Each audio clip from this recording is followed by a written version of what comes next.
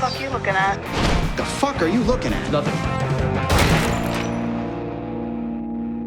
The Milkoviches are a much more extreme, much darker version of what the Gallaghers could be. The Milkoviches do make the Gallaghers look normal by contrast. There is love in the Gallagher home. There's love between siblings, and even at moments from Frank. The Milkoviches, it's kind of every man for himself. There's not that support network. They don't have breakfast in the morning together. There's no one there making coffee. It's the polar opposite of what we see with the Gallaghers. They have joy. They want to be together. They want to make sure it works. The Milkoviches have to survive. The Gallaghers don't have a violent, sexually abusive, bigoted gangster for a father. They have a absolutely horrible human being as a father. Whatever you... Jesus! The Milkoviches are just really fun characters.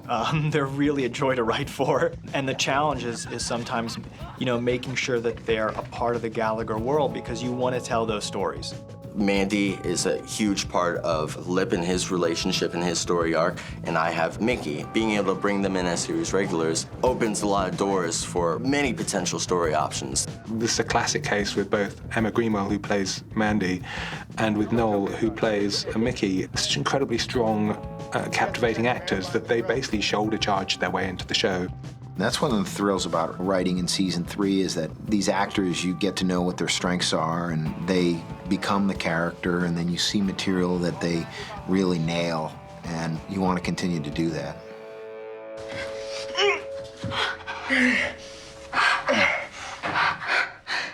You belong here with me, not with that fucking vegetable. The character of Mandy Milkovich, on the surface, would definitely seem like she's the town slut, is the easy one.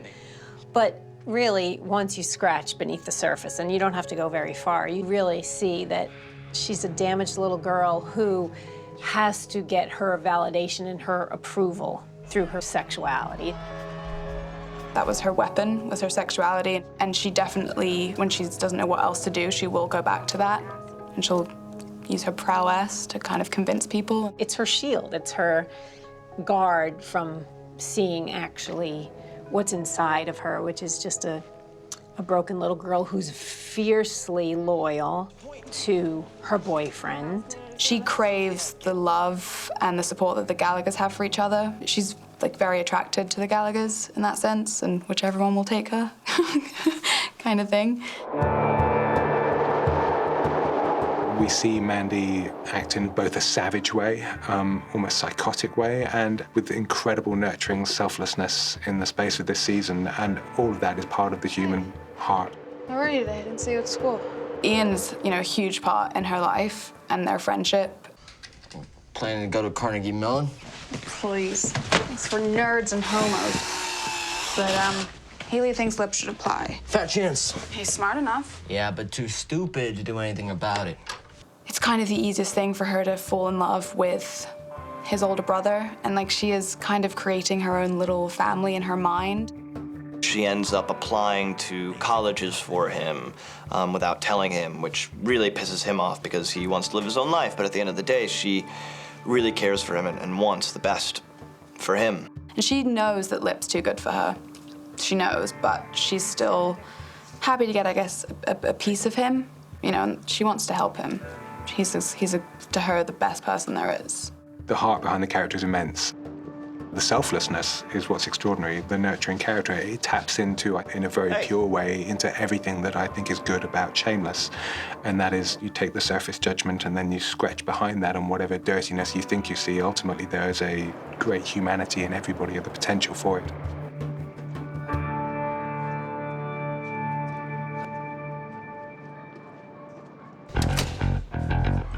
If you are in the Milkovich, family, if you're in the circle, then they'll do anything for you. They'll murder for you, you know what I mean? They'll literally, Mandy does, go pretty crazy in this season.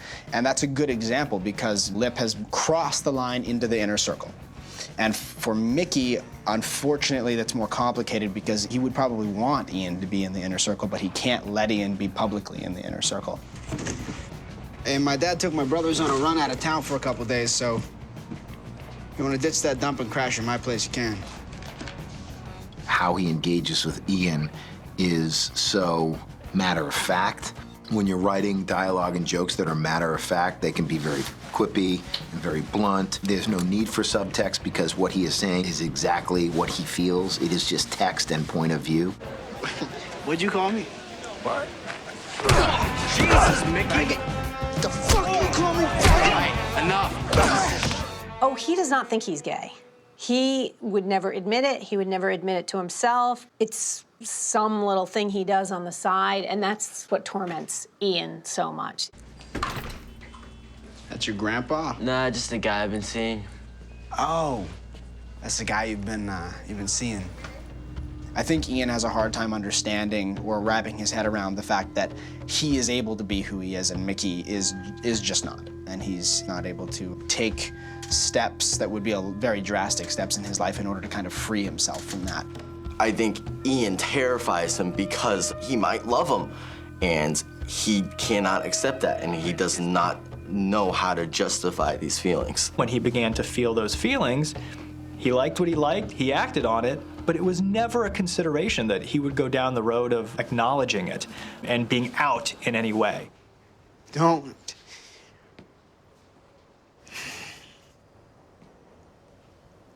Don't what? Just. The fact that he's too scared to do that isn't, of course, entirely understandable if you look at the universe that guy lives in. But that's, I think, what really kills him. That he's not brave enough to actually stand up and say that. Not everybody just gets to blurt out how they fucking feel every minute. We purposely decided to make the Milkoviches more barbaric.